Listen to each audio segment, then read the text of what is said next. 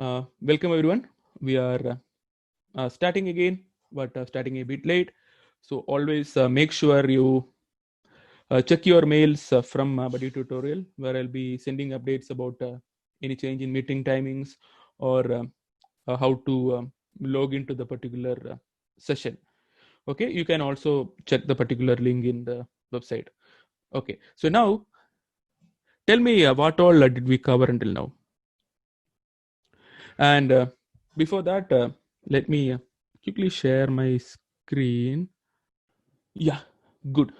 Okay. So what all did we cover? So if you are somebody who has joined late, so we have different modes of classes. So one is quiz and talk, where we will actually through quizzes and in between we will discuss theory and we will move forward, creating an environment of curiosity. And another one is do and talk, where we will be actually doing the lab and then we will be learning things along by doing the lab. Again, these are not pure labs, so we'll be taking theory along with that. And then we also have our train so approach, so where you'll be trained, and then we will have assignments that you might have to do with social participation. Okay, so and even so all these things are related, and if you further need to improve, you have to talk. Okay, you have to take your own sessions. We will provide all tools that are required, and then others can give feedback. So you don't have to be followers always. You can be leaders, and leaders means you have to show the courage to come to stage and then talk. Okay, so coming back to our topic. So what all did we cover until now theoretically? Because we had theory, we had lab, and we had even a quiz session. Okay, so tell me what all we covered until now theoretically. How many of you are able to run a basic hello world program on your computer? So we did this in JAP. We did this in our lab, but a few people missed it. And so just wanted to make sure you know at least this much. So you can you can do it from ID, or you can do it from a command prompt. But initially it will be good to do at least a few programs from command line, because it will help you understand the concepts better. Which of the sessions were most interesting before we get started? Was it the quiz and talk one? If then you can type one. Was it the do and talk, or the lab one, or the standard PPT based one? Yeah, lab sessions and quiz and talk. So that is what most people like. People don't like to see a lot of PPTs. The PPT sessions, somebody asked about recording. So PPT sessions will be actually it will be optimized for recording, because after recording I'll have to spend time in editing and then uploading it. So PPT ones will be optimized for recording. Lab sessions we don't prefer, so it will be recorded for like you say quality and training purposes, and then sometimes I might if I get time I will edit it and then I will upload, but that will not be a priority. Answer one question: how many of you can successfully run hello world? Okay, or I will ask it in another way: how many of you do not know how to run a hello world application? You can just type I in the chat. Okay, all of you know how to do. Okay, so this is a webinar meeting. So in webinar meetings you cannot talk, you can only chat. Usually lab sessions will be meeting based. Anyway, we will try everything once in a while. Functional programming is getting a lot of attention these days. We will still cover a little bit of object oriented programming, because that is what most universities and colleges still test for exams, and most of the programs existing today are also built based on that. When I talk to machines, I do not get that energy that I get when I talk to people. So I need to know actually people are sitting on the other side of this computer. through your messages, and you don't have to type everything. You can just if I ask yes or no, you can type YN, and if I ask a question, you can type one letter just to let me know that you are participating. So what do you mean by object oriented programming? It is something that is based on objects. Okay, based on objects, meaning we'll be modeling things around objects. So what all features do objects have? You can touch them. So if it is a phone, you can touch them. So uh, it will have some physical properties. So before building a mobile or building a laptop or building a car, you will need to have some kind of specification, and you actually build that object based on that specification, right? So that specification of an object is called a class. Okay, and actual object that you can touch is called a instance. Okay, don't worry about my handwriting. Yeah, it is. I had put a glass screen guard for this, because of that it is a bit slippery. Even otherwise my handwriting is not that great, so combined with this glass effect, it is a bit bad. Okay, so you have something called as class, and you have something called as instance. Okay, so classes are just the specification, and instance is the actual object which you can touch. So imagine that I have a specification for creating a mobile. So that will be in a paper, that might be in a PDF, that will be written somewhere. Okay, so once I create a mobile based on that, then I can touch it, then I can use it, then I can use whatever use it for whatever purposes that it is built for. Okay, that is the difference between a class and a instance. And also, so class is something which is common for all instances. So we have a certain kind of members which belong to the class, which are called class members or static members. So these static members are common to all the objects. Okay, similarly, so instance, we have normal members, okay, or instance members, which are specific to this particular instance in question. Okay, so static members, we define them using something called as static. And instance members, so here it will be static int x, and in instance members we simply say int y. Okay, or any name. Okay, and one more thing, if anybody is not clear about any topic, because this is a webinar, you cannot talk. Okay, and so since you have to type, and if you are feeling lazy to type the whole doubt, just type D. Okay, then I will know that, okay, whatever I just spoke is not clear to you, and then I need to put more stress on it. In case if you do not have any doubt, I will continue going with further topics. So make sure you make use of this opportunity of live webinar to learn. Okay, so we will learn bit of theory, then we will do practicals and other things. Okay, so now class members, you have static members, you define as static int x, and instance members you define as simply int y or index or whatever it is. And also, how do we write? How do we import a static variable? So we learned in last class, and we even practiced imports and packages, right? So in a class, I can write package a dot b, and then I write class C. So from another class in another package, I can do import a dot b dot star or even a dot b dot c directly, and then I can use C within my code. So that is about imports. And then how do we import a static object? So we had question also in the Q&A last time. So the feature is called as static import, but you always do import static. Okay, that is how you import things. Okay, so and then I just mentioned a few times members, static members, instance members. So what are these members?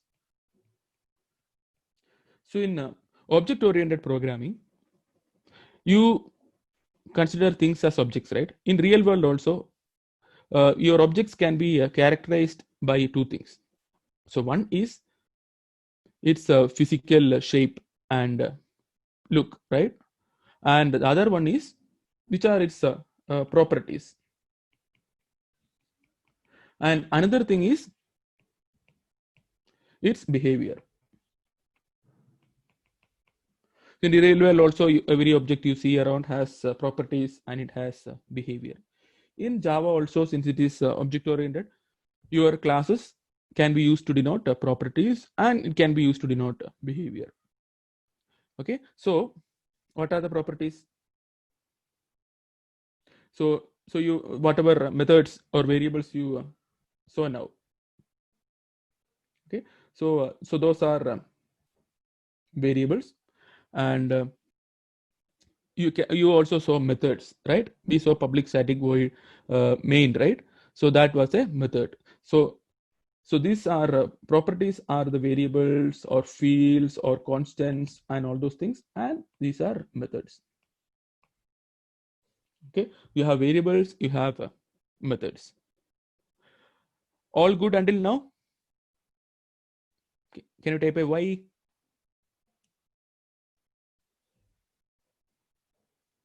Good. So you have properties, you have methods. So that is how you create your class.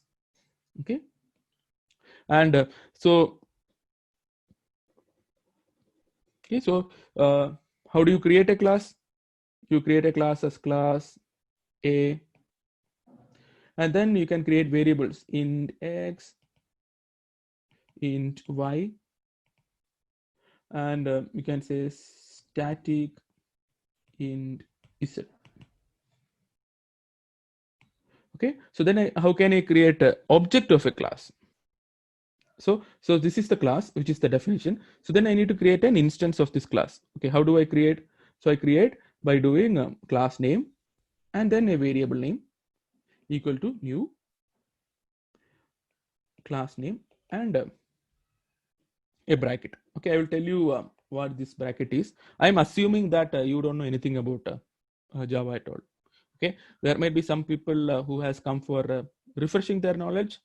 So once I cover the basics, then it will be interesting for them. But I will assume that whoever is attending has no knowledge of Java. Okay, so in general, we define a variable as type, name equal to, and that instance. Okay, so instance or value. So when you say int X equal to 5, so this is the type, this is the name of that variable, and this is the value. So here it is a, so whenever we can directly assign a value, it is called a primitive type.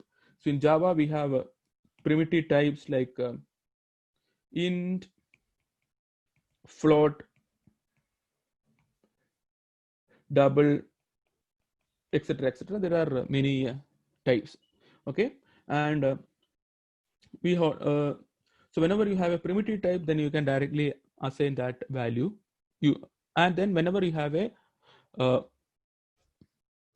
okay, yeah, thank you, Riaz, for reminding me that my voice gets slow when I go away from mic. Okay, so I'll move my whiteboard a little bit closer. I have actually ordered for one more whiteboard where I can use the normal screen. Okay, so you have a equal to so you if you have primitive types. Okay, primitive types are types where you can directly assign a value like int X equal to 5. Then you have reference types. Okay, what do you mean by reference types? Reference types are nothing but classes. Okay, so here A is a reference type. I will tell you why it is called a reference type. So reference types are classes. So whenever you have a class as a type, you have to create an object on the right side. How do you create an object? In Java, you create an object using this keyword called new and providing something called as a constructor. Okay, so we will learn all these things. So we will be doing a few passes through these things so that everybody will be clear with the basics. Okay, so last last theory we saw only how to install Java, and we learned about JDK, JRE, and all those things. So today we will make sure that because these things like classes, constructors, methods, and all are comfortable to you. You can please ask any number of doubts. Just type D until you are clear about whatever I am talking. And further, when you do the questions, this will be more and more clear, because I am assuring you 100% you will not understand everything from this session. But when you go through the questions together, you will understand it far more better. So that is why we have prepared those questions. We have 500 plus questions that were prepared by help of my students like you. So once you finish that, you will be a master in Java, and you can at least in core Java, and then you can clear most of the interviews or exams or anything. The only way to improve is practice. Okay, but again, one more thing: if you really want to learn, you ask. Okay, so you should let me know until you are completely satisfied with what I am teaching on any topic. Okay, if by the end of the session, if you are still not satisfied, I will take a extra session just for you, and then who has not understood it. Okay, so coming back to reference types. So whenever you are to understand why it is called a reference type, so whenever you create a class, say class A, so that is just a specification. Okay, and whenever you want to use that, you need to create a instance or object. Okay, in Java, you can so the memory the Java uses is generally divided into two. One is called as a static memory, and or you can also call as a stack memory. We will see why it is called a stack. So, and then also something called as a heap memory. Okay, so does everybody know what is a stack here? Okay, in data sequence algorithms, there is a concept called stack.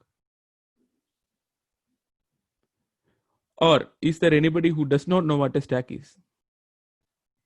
Okay, if you does not know, you can, okay, yeah, LIFO. Okay, so stack means what? So it is a data structure. Okay, so in stack, you follow a last in first out structure. So there are two primary data structures. So one is queue. So queue means it is a first in first out.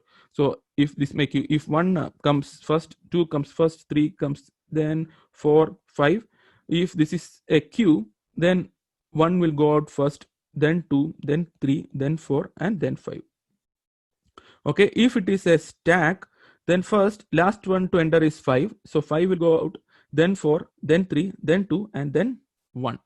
Okay, so Java uses this stack approach mostly to take care of method invocations and a few other things that we will see in detail when we can learn about methods. Okay, so imagine that because you may not understand all these things if you are new, but and some of these things are not meant to be understood if you are a student, right? In especially in school, but we will learn all these things step by step. When you are kids, you will not you would not have learned everything the day you were born, right? So some things you learn by experience, some things you learn by hearing it again and again in different formats. So certain things, when you are kids, you ask your parents, they will not tell you the right thing, because you may not understand if they tell you the right thing. So similar to that, I'll also take an approach where I will tell it in very layman terms, and slowly we will become more and more technical.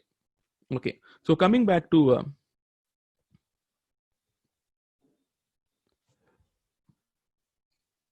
okay, yeah. So whenever you say a reference object, so somebody has to create an instance of that object somewhere in memory, and then you will have an address for that object. Okay, so when you say a reference object, a small a equal to new a,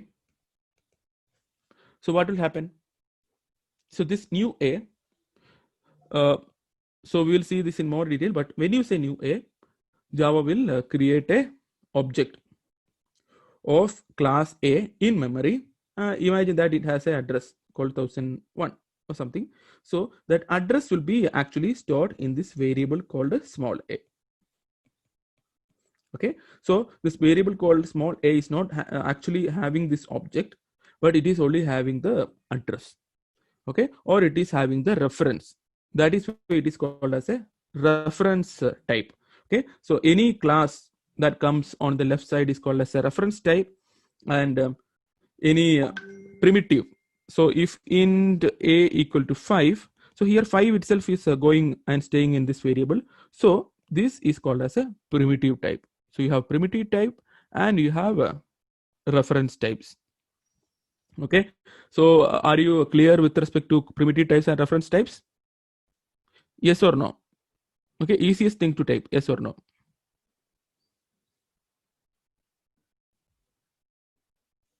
Okay, yes, you can select all panelists and attendees unless it is something that is confidential and only I should, because everybody is sending to panelists alone. You can, if I am making some mistakes, then you can send to all panelists, so that only I will know that and I can correct it. But unless, so otherwise you can send to everybody, so that everybody will get the feeling that every others are also participating. So now everybody are pinging to me alone, so others will feel like, okay, I'm not, others are not participating. Okay, good. Everybody understood what is a reference type and what is a primitive type. Okay, so now, so I said new a and this a thing, right? So what is that a thing? So before that, we will learn something called as, so by the way, these objects are actually created, these variables are created on stack, and objects are actually created on heap. In case of objects are always created on heap, variables are created on stack, and then it will have a reference to these objects in heap. Okay, so there are some exceptions to these cases based on the type of variable. Okay, so yeah, so now we okay, so repeat the part. So we saw about reference types and primitive types. In simple terms, reference types are classes and primitive types are the primitive types that Java provide you. Okay, and okay, so one more thing is you have so we'll come back to reference and primitive in a minute. So before that, we will see what are the members of a class. So variables we already saw. We also have methods. So how do you write a method? You write, we already saw one method, right? Public, static, void, main, and string argus or something. Okay, and so here public is the access modifier. So static say, it is an optional thing. Static say whether this method belong to the class or it belongs to an instance. Whenever you say static, it belongs to the class. Void, so the thing that you have to write just before this method name is called, okay, power vent. But I am assuming you can still listen to me. I'm not a ghost. Okay, so this void say that, okay, I'm not returning anything. This is the return type. Okay, so then we have main, which is the name of the method, and then if you are passing something to this method, then you have arguments. Okay, so do you know why this if we are not returning anything, why care about writing void. Can you tell anybody? Does anybody know the reason why you have to write void if you are not returning anything? Okay, or at least tell whether you know the reason. Yes or no, y or n.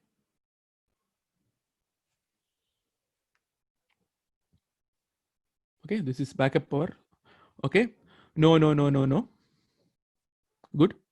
Okay, so copy, send it to everybody. Okay, so everybody can see. So okay, so no. Nobody knows why you need to put it here. Okay, so you have to. In the end, I will ask this question again. Okay, not in the end, immediately after our next topic. Okay, so do you know what are you know what is a method at least? So this is the structure of the method. We have a access modifier. We will see what are access modifiers. You have a keyword called static, which says whether it is belonging to the object or not. We have something called as void, which is the return type, and we have main. Okay, now my another question. So if you are interacting, then you don't need anything else to refresh these topics. You are getting the benefits right now and here. So that is one huge difference between video courses and live ones. Okay, so now what so how many of you know about constructors? If you know, you can type C. If you do not know, you can type D. Okay, because some people send the messages for the previous question still, so I will use different variables to denote constructors. Okay, most of you know about constructors. Still, I will tell you. So constructors are used for constructing an object. It has the same name as that of a class. Okay, it has two rules. One is the same name as that of class. Two, constructors don't have return type. Okay, so they have a same name as of the class, and they don't have a return type. Okay, and another important thing is if you do not provide a constructor for a class, Java will give you a default constructor. Okay, I will share notes with all these things that you can by heart, but these few things you need to remember. Default constructor. So first one is same name as that of class. Constructors don't have a return type, and if you do not provide anything, you'll get a default constructor. So default constructor for class A will be like this. Okay, default constructor for class B will be like this. So that was the reason why we were able to create an object like this, a equal to new a, without even creating a constructor, because Java gave us a default constructor. Okay, and fourth rule about constructors is, or it can be even a sub rule, okay, of this one, that if you provide a constructor, then Java won't. Okay, Java won't give you a default constructor. Okay, if you have a constructor like a int a accepting an integer variable in your class, then Java won't give you a default constructor. Okay, understood? You can say you for understood until at least until now. Okay, good.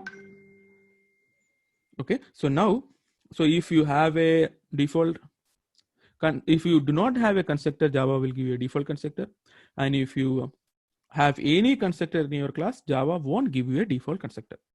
Okay, so now before moving forward, you have to ask me this. You have to let me know this question. I have a class A.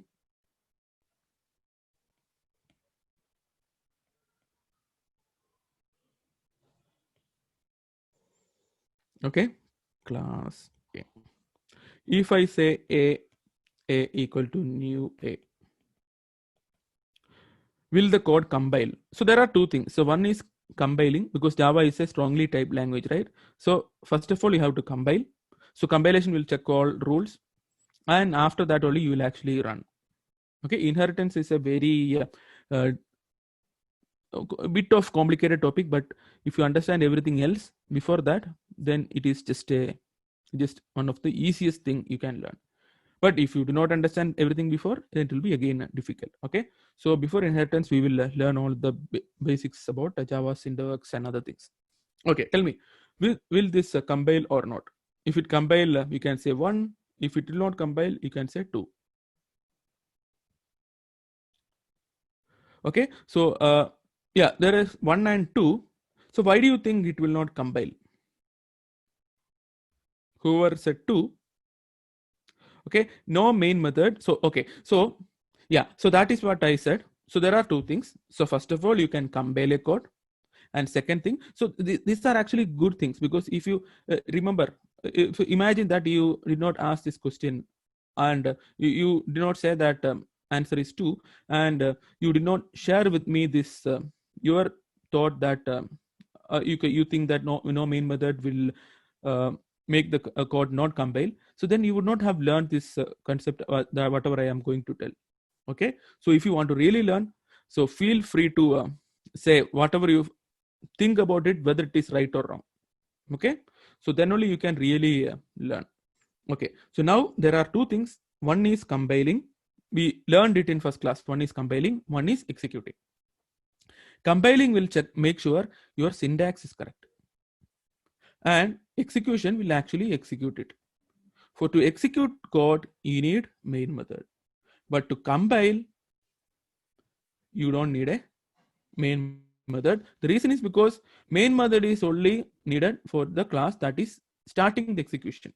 That class can access lot of other classes, and all those other classes do not need to have a main method. Main method is only needed for a class that starts the execution.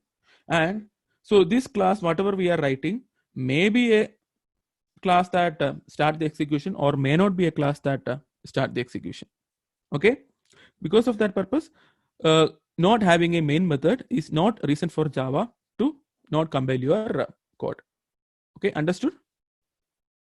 Okay, even if you do not have a main method, you can still compile your code. Okay, thank you. Okay, whenever I say ask understood, you can say you, it will be easy.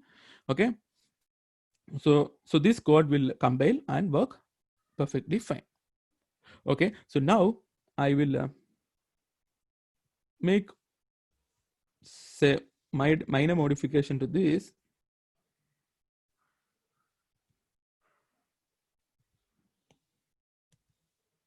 Okay, I say int a. Will this code compile now or not?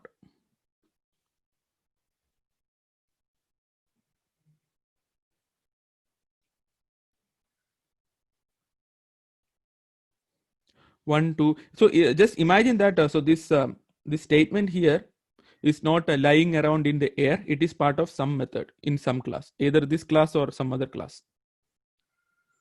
Okay. If it will compile, you can say 1. If it won't compile, you can say 2. Okay. So in this case, this will not compile. Why? Because so yeah, so because we have 1s and 2s coming in, so at least some of you are not clear, right? So then I will surely elaborate that part. And anytime, if after that elaboration, if you are still not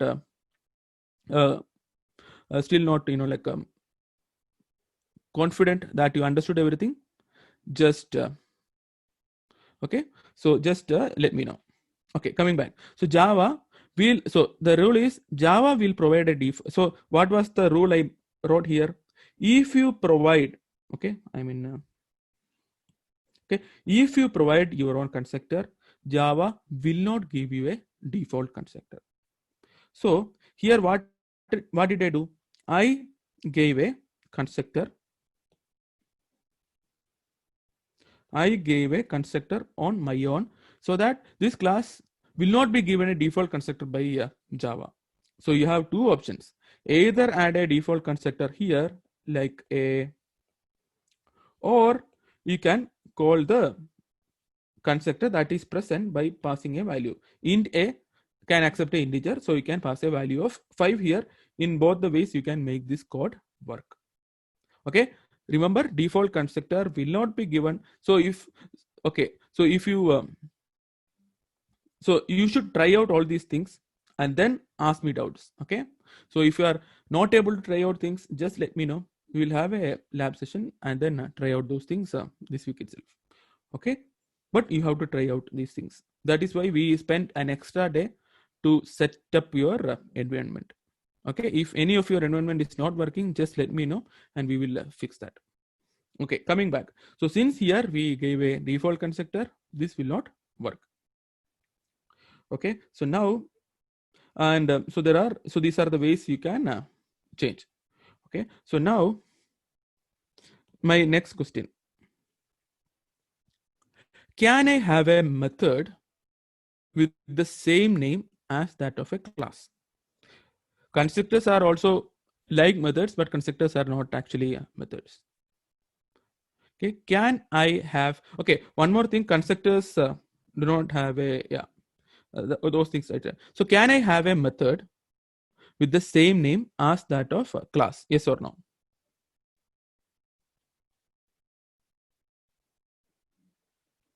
Everybody have to answer. Okay, you have 3 options. Yes, no, maybe. Okay, yes, no, maybe. Can I have a class with the same name? So these are all common. If you are in Java, these are all common interview questions for to make sure you understand Java well. Okay. Okay. So can I have a method with the same name as that of class? Can I have a method called A inside this class? Okay. So some of you said no. Some of you said yes. Okay. So those who said yes should tell me, how will I differentiate between, okay, maybe is another good option. So how will I distinguish whether it is a constructor? How, not me. So always, okay, always think. So this is one guide that I give to everybody, because even that has helped me also. Whenever you go for interview, think from the perspective of a compiler whenever you are asked whether a code will compile or not. Okay, from the perspective of compiler, how will I decide whether this A is a constructor or a method? Okay, so it is through, so now people are telling it is through a return type. Okay, so what if I am not returning anything? Then I have to provide void. So now, did you understand why that void is there, required there?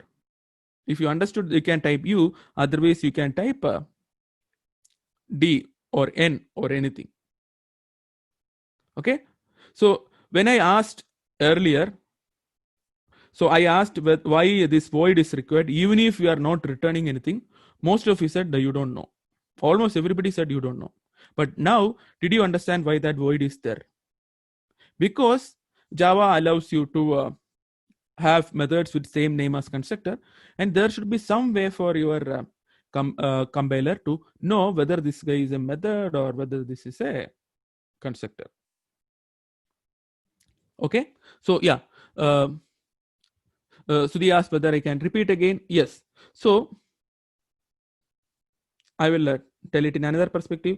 I have a class called A, and if I write something like A inside it, so now how will I decide whether it is a, how will the compiler decide whether it is a constructor?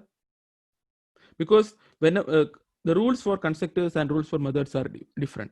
So compiler has to understand whatever I am writing here is a constructor or a method.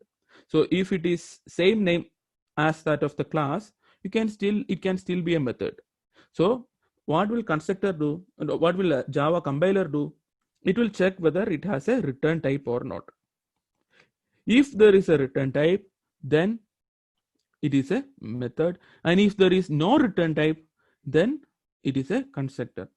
So So then the problem was, so then people might think, okay, if I am not returning anything, then I don't have to write anything.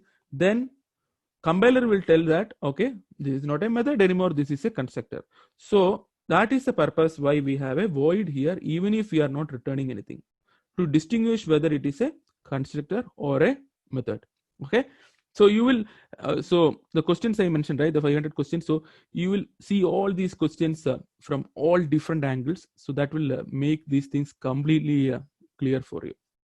Okay, so that is advantage of Q-Santok approach. Okay, so now you might feel like, okay, I understood, but once you do, you might get doubts. Again, those doubts you can Google and then figure out, and then you do. So then your understanding will better.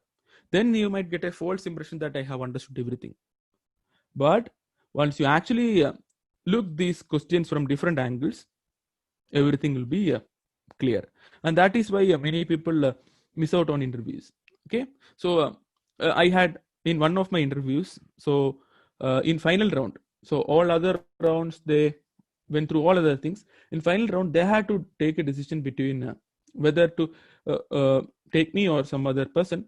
So final round, they took only these kind of questions, just to make sure I know things in and out. Okay, so again, so who all are experienced Java developers here? You can mention I, or at least you are developing Java applications before. Okay, 2 year. Okay, so yeah, so this question I will teach you. So tell me, are static methods inherited in Java? Yes or no? Those people who are experienced in Java, tell me, are static methods inherited in Java? Yes or no? Y or N? Or maybe? I always put a maybe because I want some answer from you. If you are somebody who finds difficult to take decisions, then you can type maybe. Okay. Pavan said no. Ria and Anida, you have to say something. Yes, no, maybe. Are static methods inherited in Java? Because you are already working with Java. So don't worry, others we will teach that. Okay. Anida said yes. Ria said yes. Okay. So static methods are inherited, but what is the difference? The difference is that static methods are inherited, but they are not polymorphic. Okay, so this sentence itself can create confusion. Static methods are inherited, but they are not polymorphic. We will see those details in detail when we see. And where do you get all this information? Okay, yeah, you cannot override. That is polymorphism. Okay, so where you will get all this information? That is from a document called Java Language Specification, JLS. Okay, it is a PDF where you will get all these rules. Okay, keep a copy of that PDF with you. Okay, so now coming back to our question. So now void. So void means you are not returning anything, but still to say that this is a method, you have to write that thing. Okay, and before going further, so when you say object-oriented programs, so they have a few properties. Okay, that object-oriented programs in general have few properties. So they are generally referred to as OOPS concepts. So one is abstraction, inheritance, polymorphism,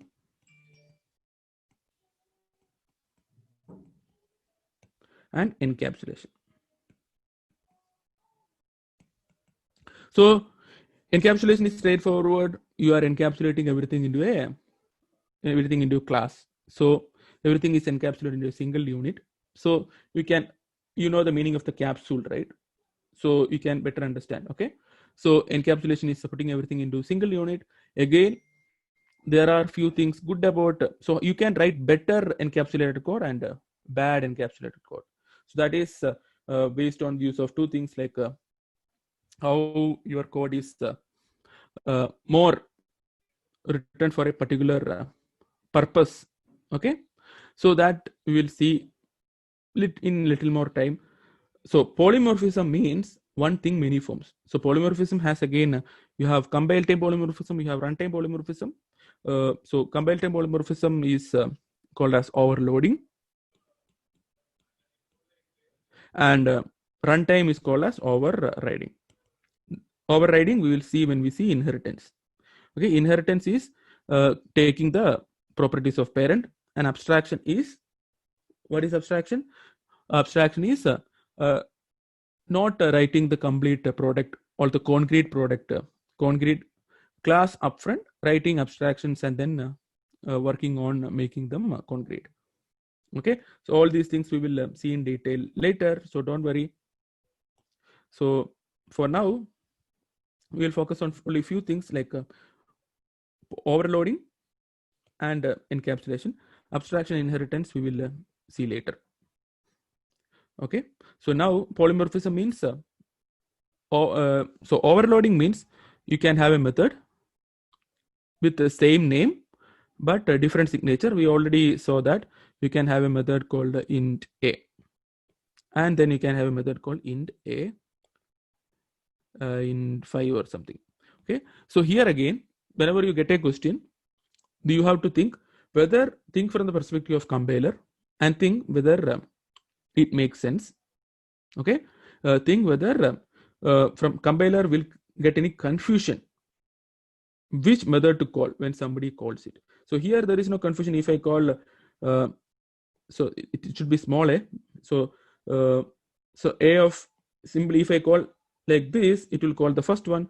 If I call like a of 5, it will call the second one. So always think whether when I am calling, whether will I get a confusion or not. Okay, so that is one tip that before when we go through questions and all.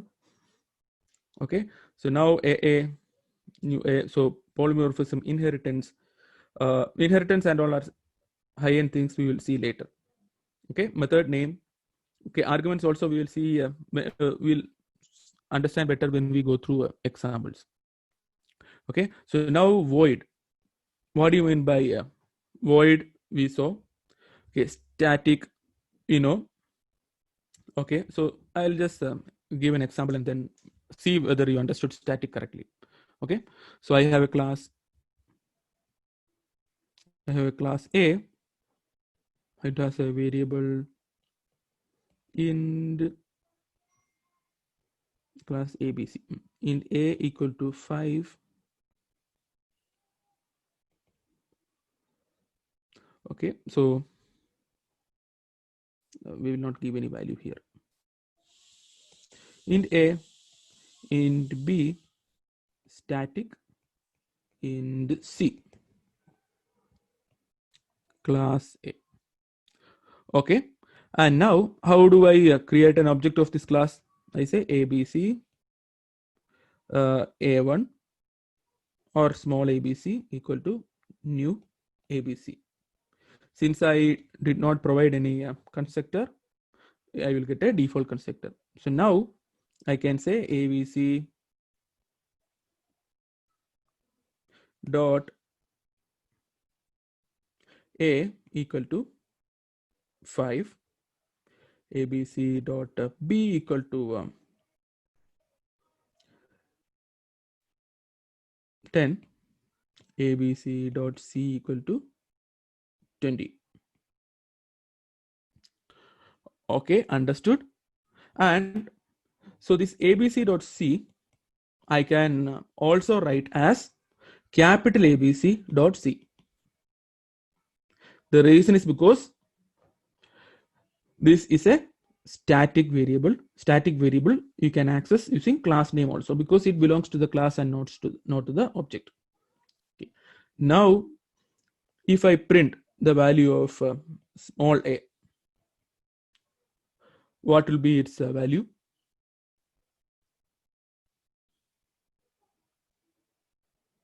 Okay, so yeah, so somebody has can we create n number of objects? Is there a by default? Okay, for a single class, no. by default, you can create as many objects until your system crashes. Okay, so there is no restriction, but you can have classes with restrictions. So that is where you'll be using something called as enum, or you might have to use some patterns and all. Like singleton pattern is a pattern which makes sure you can only create one object. So you can extend singleton pattern to create a set of objects or a pool of objects. Okay, so those things can be done, but by default, if you do not use or implement any of such patterns, there is no restriction at all. Only restriction is your system. So because all these are created in your memory, so if you continue creating, finally you will the memory will get over. Okay, so now coming back to this. So what will be the value of A? Quickly tell me.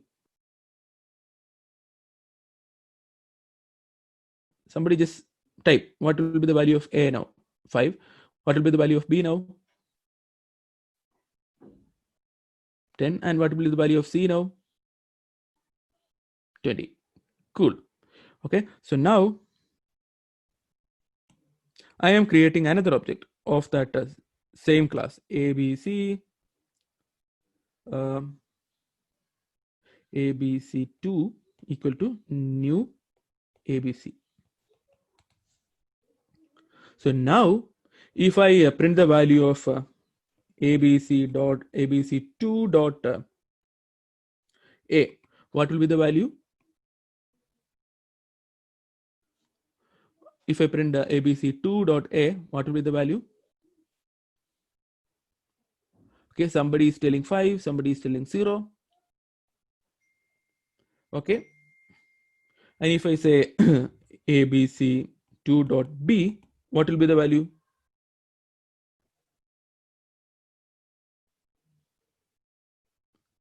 Okay, 0. And if I say ABC2 dot C, what will be the value?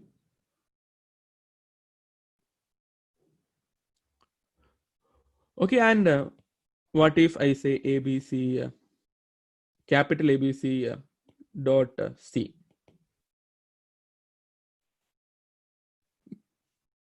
Okay, 20. So capital, so all those people who mentioned 20 believes that ABC dot C and ABC2 dot C both will give 20, right? Yes or no? You can type yes, or you can type O. O means only one of them will give 20, or 2. O means only one of them will give 20, and T means both of them will give 20.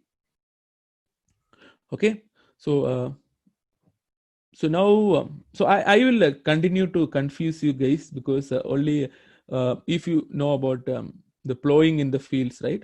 So you do not go directly and put the seeds there. First you plow everything and then you put the seeds, so then only it will grow properly. So similarly, I'll make you confused so that you will not get confused when you actually work or when you go to interviews. Okay, many of you think it is only one of them will return 20. Not even 1% thinks 2 will return 20, because all those people who said 1 previously said so this will return 20 and this will return 20. So whenever I wrote this thing, so now they are telling only this will return 20 and this will return something else. Okay, so somebody is telling both are different memory. Okay, so all these are good questions, because imagine that you are telling these things in front of interviewer, so they will get a feeling that you don't know anything, and then the rest of the questions will be just for formality. Because why I stress so much about the basics is because most people directly go to bigger problems, and if you really understand the basics, everything else you can learn very fast. Okay, so normally most people when they learn or teach, so they spend same amount of time for all modules.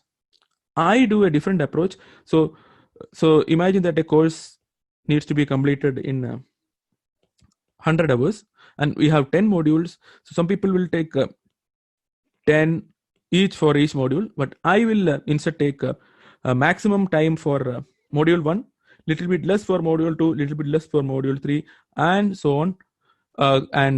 So for the final module, I may take 1 minute, and the others will take 10 minutes again. So this is not for teaching, even when I learn. Okay, so your basics should be very strong, like a house. Okay, house formation. Okay, the base. Okay, so here, understand, do not forget, whether you call abc2.c or whether you call abc.c, it is still referring to the same memory location. Okay, it is referring to the same memory location that is part of your class. Okay, so that is not part of your object, that is part of your class. You can try it out today itself. After this, you can immediately go run and then try it out. Both of those are part of class, and whatever you have set it somewhere else will be available here also, because it is part of a class. These two are part of objects, abc2.a and abc2.b. So these are instance variables, because you did not put static, so these are instance variables. So these are specific to this class. Okay, so in Java or any programming languages, you cannot create a vacuum, right? Everything needs to have something. So because of that purpose, Java will give you a default value for all these objects, a meaningful default. For integer, the meaningful default is 0.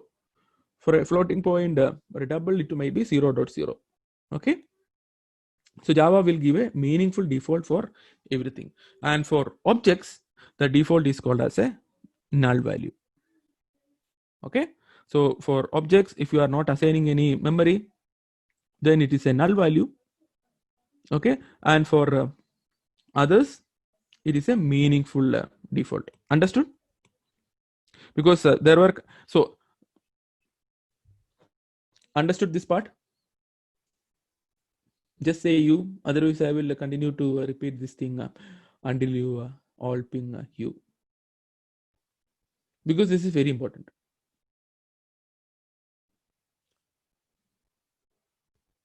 Okay, yeah, good. So somebody asked, can you repeat? Yes. Okay, so whenever you have a, okay, little confusing, don't worry, I know that it will be confusing initially, so that is why I asked you to confirm. And this is a feature that is not available in any video courses, right? So you can ask doubts, and you can ask whether you are not clear. This is a feature that is not available in video courses, and then you have to make use of it. Okay, so now you have static members in, okay, so now I will tell it in simple way. Okay, so you have static members and you have instance members. Static members, irrespective of how you access it, through an object or through the class name, it will always refer to a common location for all the objects or all the instances. So whatever you update from one object will be updated for others also. Okay, so it is just imagine, so just think that it is a shared location. Okay, so here, so yeah, Ria, Anita, and Sudhi have doubts, right? So imagine that Ria, Anita, and Sudhi has a plate. Okay, and then there is a common plate. Okay, so I am giving you a few items, then you are keeping those items in your own plates. So whatever you place in your own plates will be yours. Okay, so whatever changes, and imagine that there is a common plate. So whatever either one of you make change in that common plate, that will be applicable to all of you. Okay, so whenever you say static, it is common to all the objects because it belongs to the class.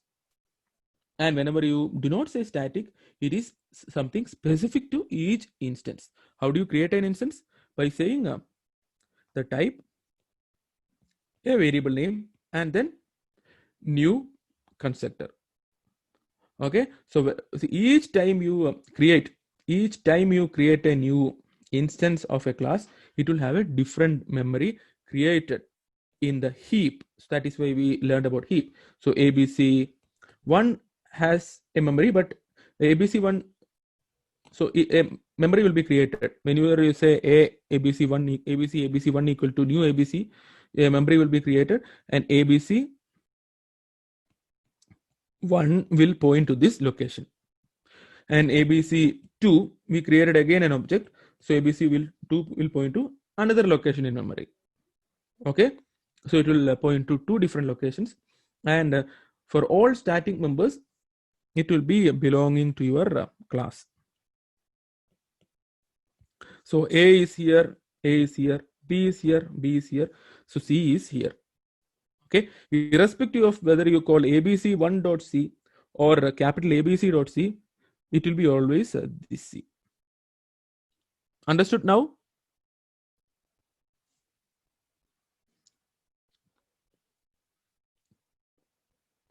Okay. So Sudhi, is it clear? Otherwise, you can ask again. Don't worry. Okay. Whoever said it is confusing or whoever has doubts has to send you. Okay. So okay, ABC.2C is not available then, right? Okay. So ABC2.C, whenever you say ABC2.C, what will happen? It will get redirected to this one. Okay. So your confusion is natural. Okay. Whenever you say ABC2.C, it will, so this box does not have A or B. So it will be redirected to the common one. Okay. It will be redirected to the common one and you will get the answers. But your confusion is right. And Java already knows about that. People will get confused. So that is why whenever you write code, you should not write, even though it will work, you should not write code like that. Okay. You can try any latest IDEs like IntelliJ. If you write ABC2.C, your code will compile, but IntelliJ or Eclipse will most probably show an error that it will show a warning that okay, this is not recommended. Okay, again it will work because of the redirection, but it will give you a message that okay, this is not this will confuse people, so do not use it. So every time whenever you write code, you write a capital ABC .c, but I want you to know that small ABC2.c will also work, because sometimes the question will be so there are two kinds of questions. Sometimes the questions will be whether this will compile or not. This will compile. So another one is it right to do or not? So then this is not the right way to do, this is the right way to do. Okay, there are two things. Again, I might not have a, okay, there is also called something called as okay. So now Sudhi also understood. So perfectly, I am assuming everybody understood. Okay, there is also one more thing called conventions. Okay, conventions means Java has some conventions that everybody follows. Like class names should start with capital letter. So when you it is called camel convention. So hello world, if you write this, we discussed last week when we did the lab, H and W should be capital. And if hello world was a method, then how would you write? You will write hello world. Okay, this is usually referred to as camel case because you can write camel case.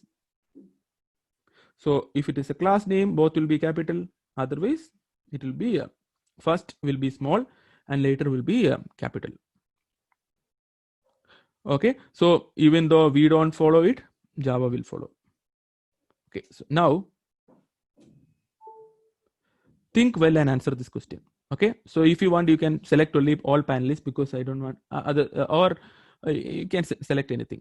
Okay, so string ABC equal to, so by the way, strings in Java can be represented as this. Okay, ABC. Here this string, is it a reference type or a primitive type? You can type R or P. If you really want to learn, you have to participate. I am taking this training, I am talking all these things. So if you want to get the benefits, you have to type.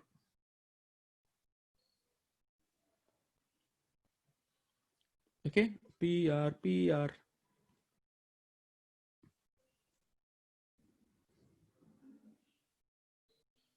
Okay, many people are telling PPP.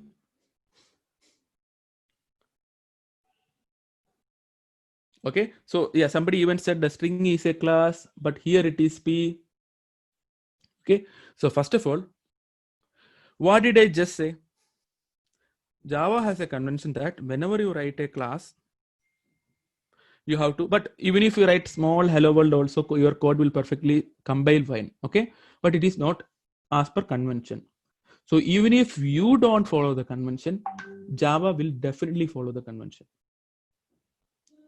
Okay, so whenever all primitives will be small letters.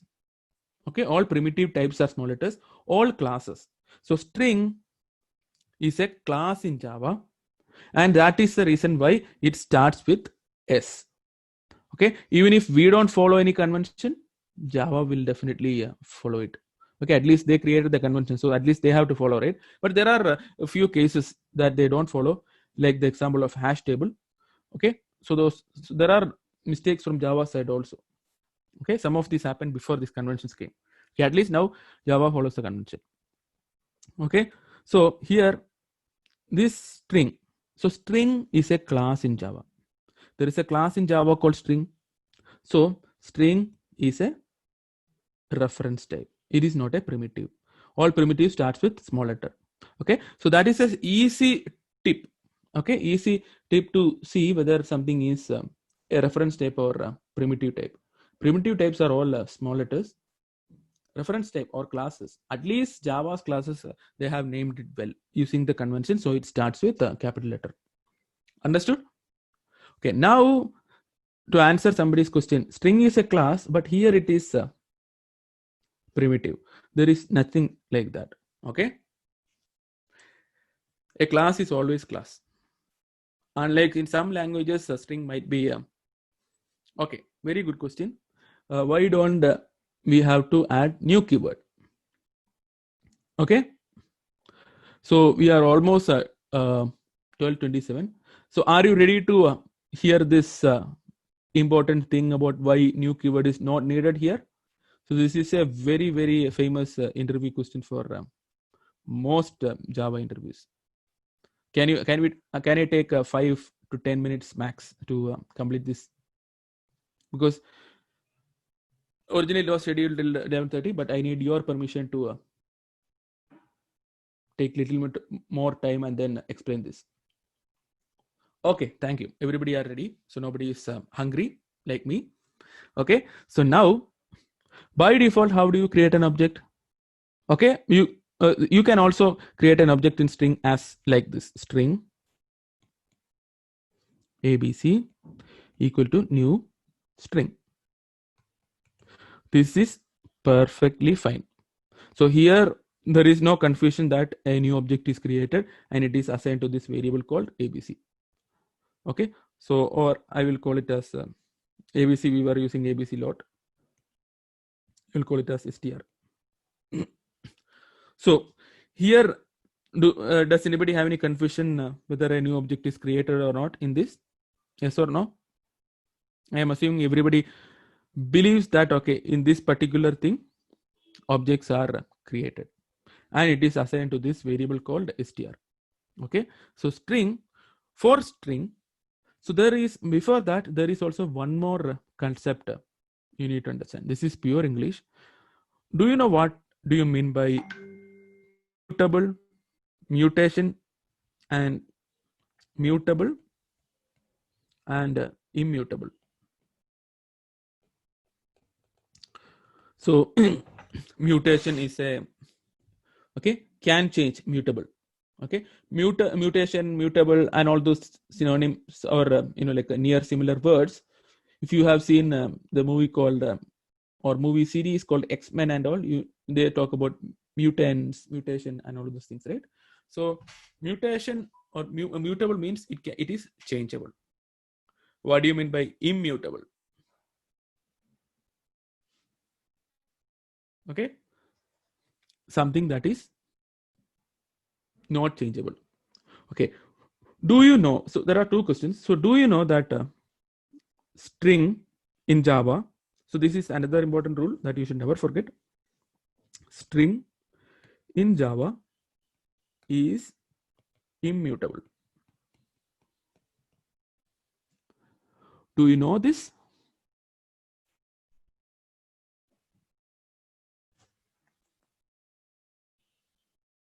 Okay. Anybody? Okay. Anybody not sure about this principle? So strings in Java are immutable. That means you cannot change a string. Okay, you cannot change the value of a string. Okay, so I am assuming because if you know Java, you will know it. Otherwise, you can by heart this thing now. Okay, it simply means that if you create a variable string str equal to uh, new str no string of abc, okay, or you can directly say abc. You can do so. This is a shorthand form for assigning. Okay, okay. Example will help better. Yes, I am going to show that example. Okay, string. So example will take slightly more time than 12:30. So that is why I ask for your permission. But I will make sure you understand this thing because this is a very, very, very, very common thing for any kind of interviews these days. Okay, so I say string str equal to abc. Okay, you can say string equal to abc like this, or you can say even a new string of abc. Anything is fine. Okay, so if I print str now, what will be its value?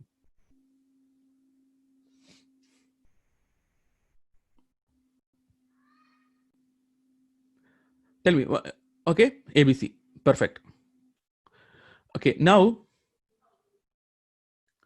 I am doing something like str dot concat. Concat is adding something to the string.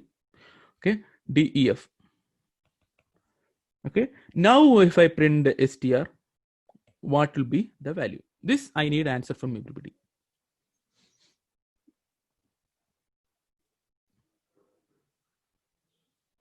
Okay, some people are telling abc, some people are telling abc def.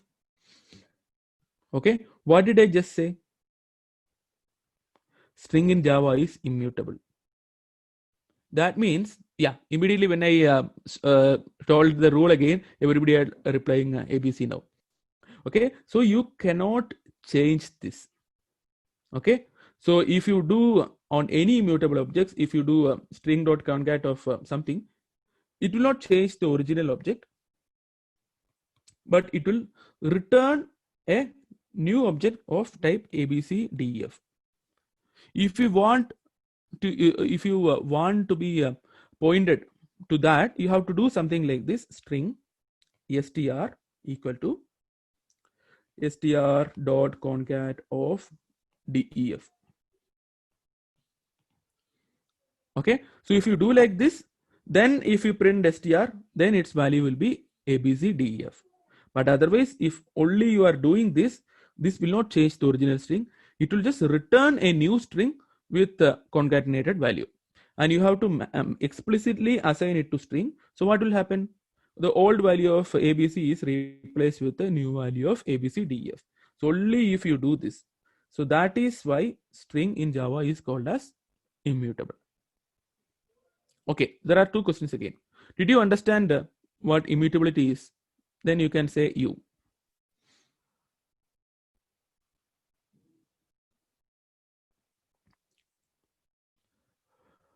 Okay, so everybody just mention if you are confused or if you need more time to think, you can say M or T or maybe or something.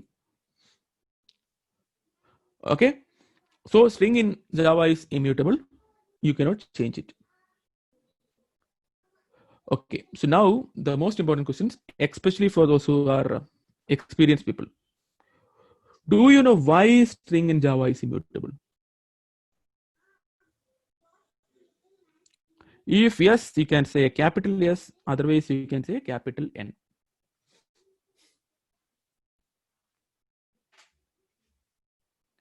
Are all primitive data types immutable?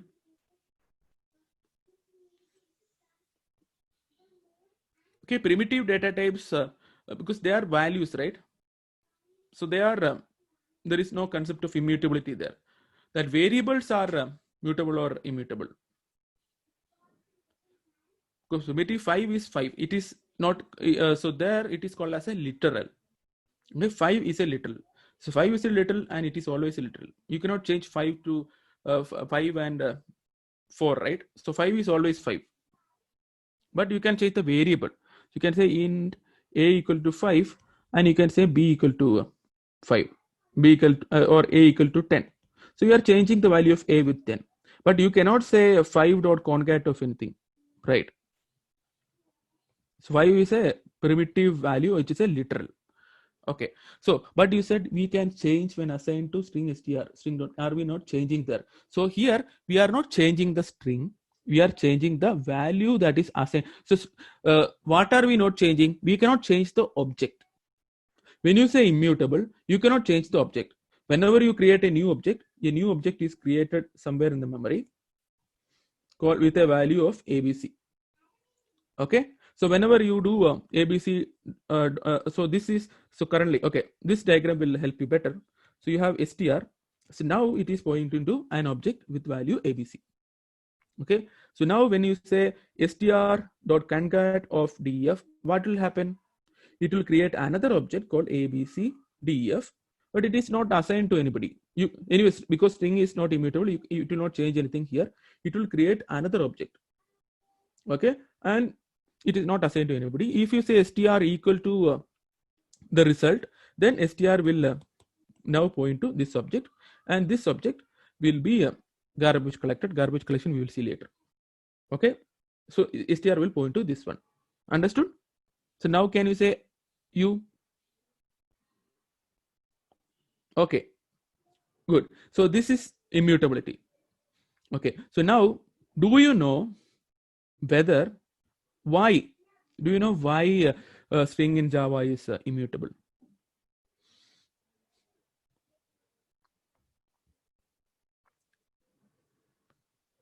Please say yes or no or M. Okay, I didn't provide that option. Yes, no, maybe, don't know, anything.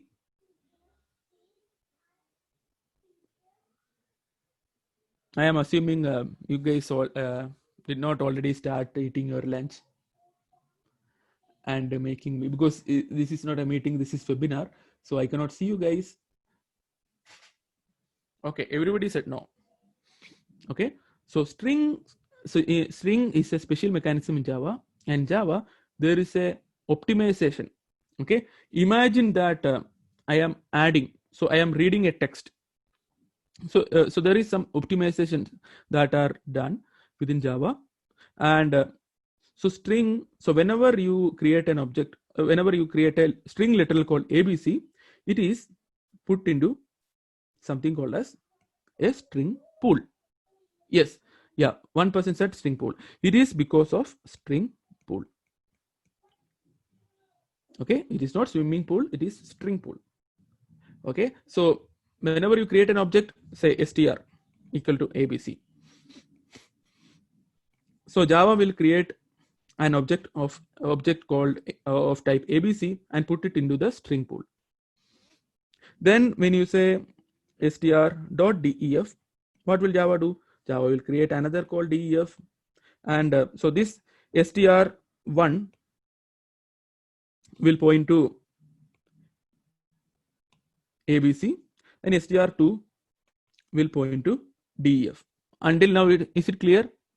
So now if you say str3 equal to abc again, Java will not create a new object. Instead, str3 will also point to abc. Okay, so that is the concept of string pool. So this is a pool of string objects that Java will reuse for you. Understood? Okay, so imagine that Java was not so strings were not immutable. What will happen? Imagine that I have a boy called, so tell me a boy's name. So tell any boy name.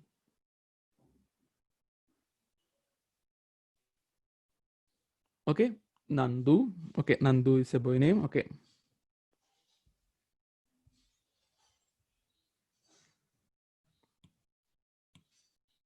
Okay.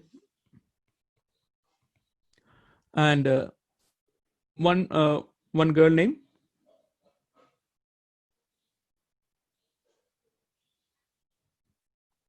Okay, Nandini. One more boy name.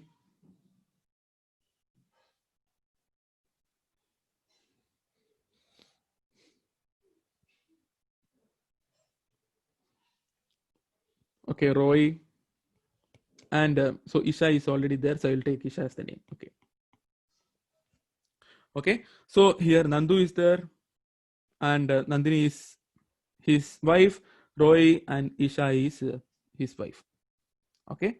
So now when I create an object, so Nandu will create an object, say string wife equal to Nandini. Okay. What will Java do? Java will create an object called Nandini, and so this will be pointed here, say my wife or something. Okay, so now imagine that somebody else just copy pasted this code and say string my wife equal to Nandini. Okay, so and when they execute it, say Roy copy pasted and said my wife equal to Nandini. So imagine that so Roy also points to Nandini here. So Roy points to Nandini and Nandu points to Nandini, but Roy did it as part of his copy paste, so it is a non-mistake. Okay, so Nandu is still married to Nandini. His variable is still pointing to Nandini. So then Roy realizes his mistake, and then Roy replaces or concatenates or do something with this object and makes it Isha.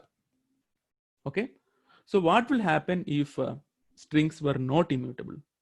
Java will immediately go and change the same object with the value of Nandini with Isha instead of creating a new object, right? So Nandu, initially it was Nandini, and after some time, so he is calling Nandini for some surprise, and then opening the system, and then he is seeing his wife name as Isha. So will Nandini get angry or not?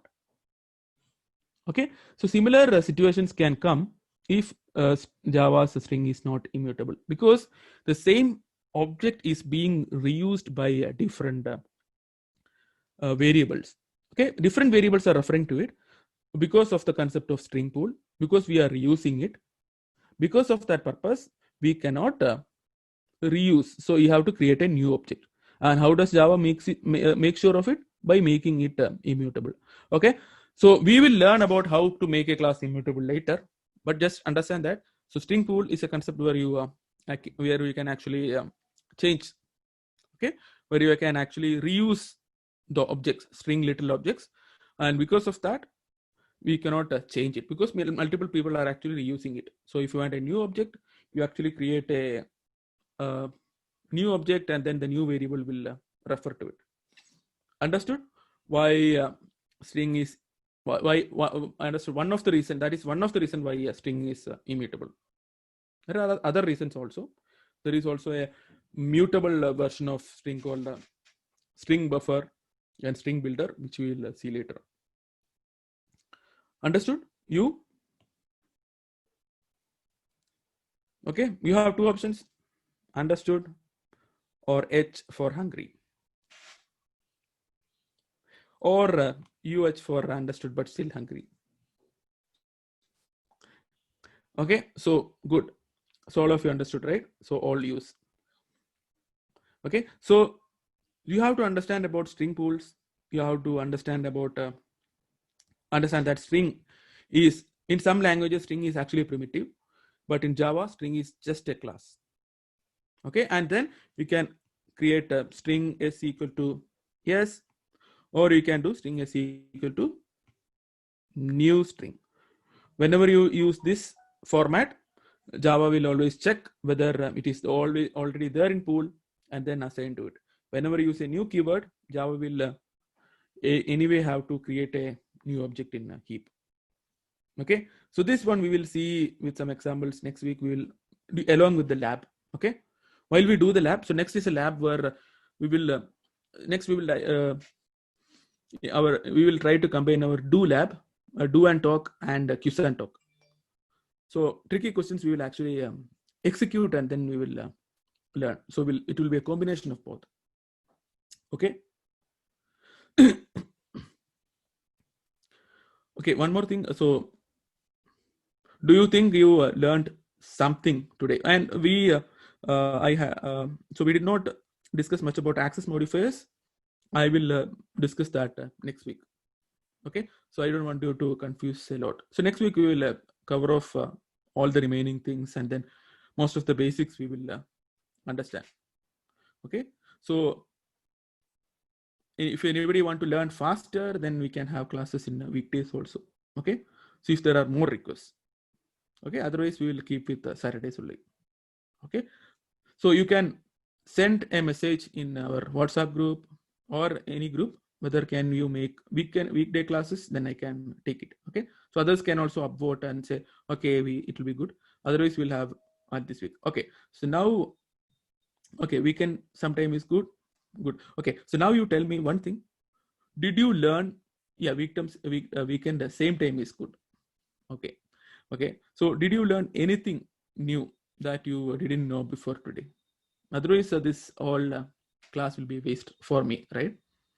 For you also. Okay, good. So everybody learned something new. That is always good.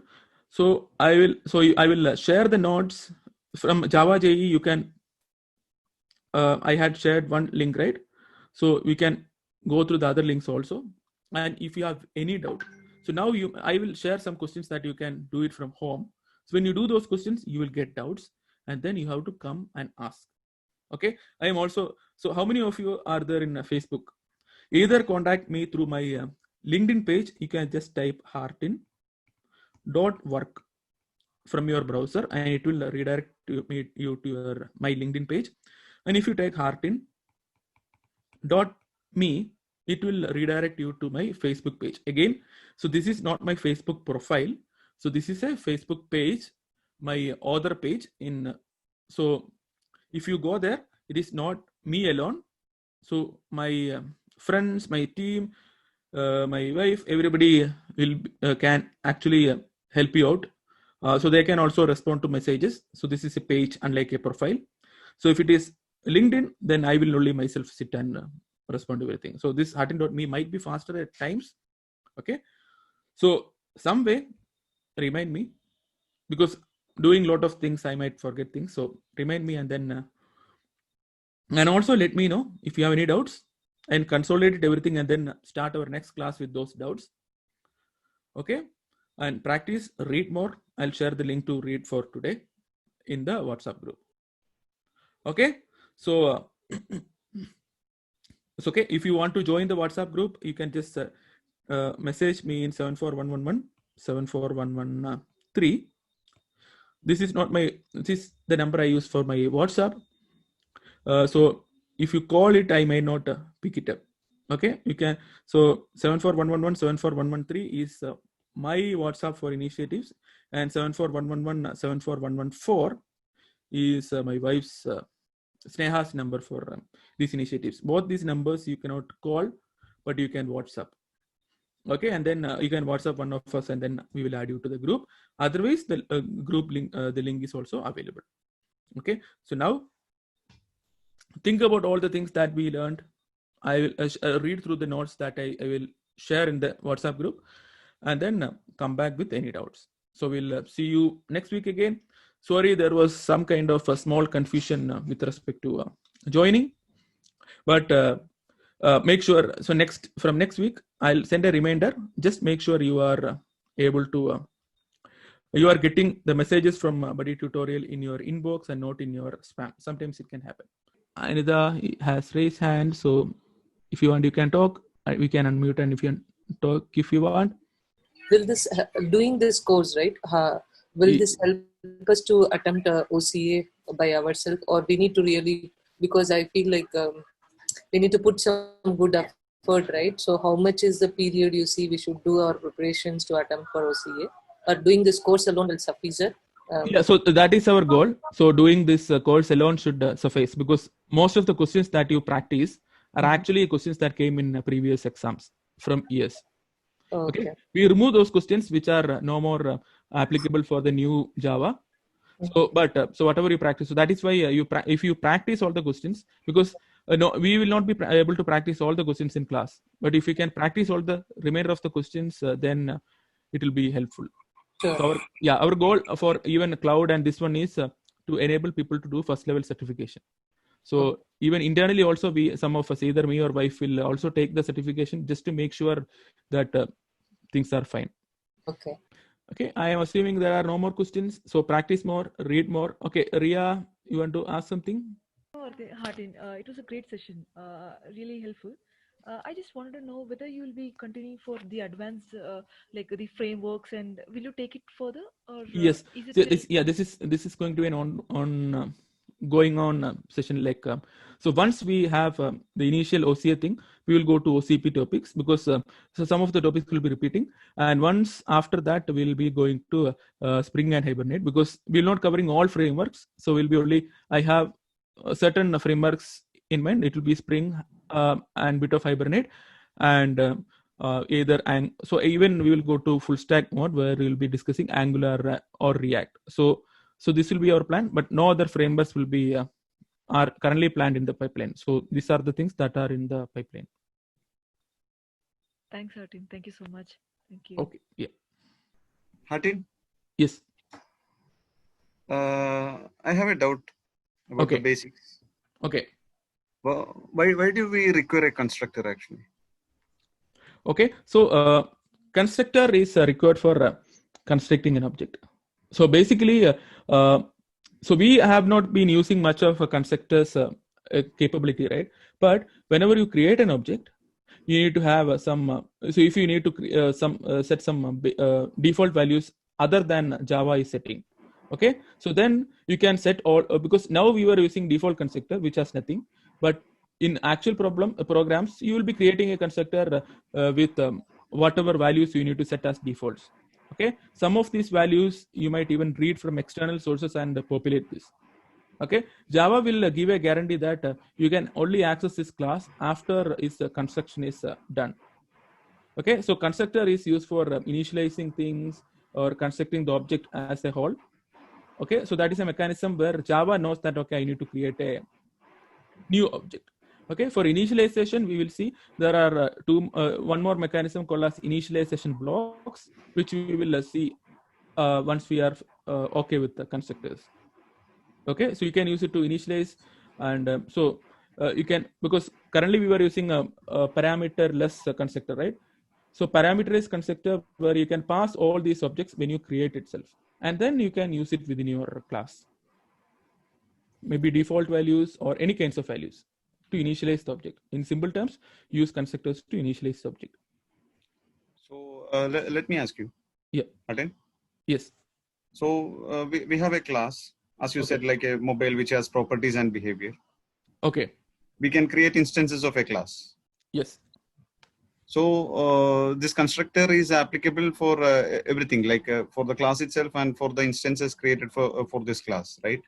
So this when you call a constructor, that is when an instance is created.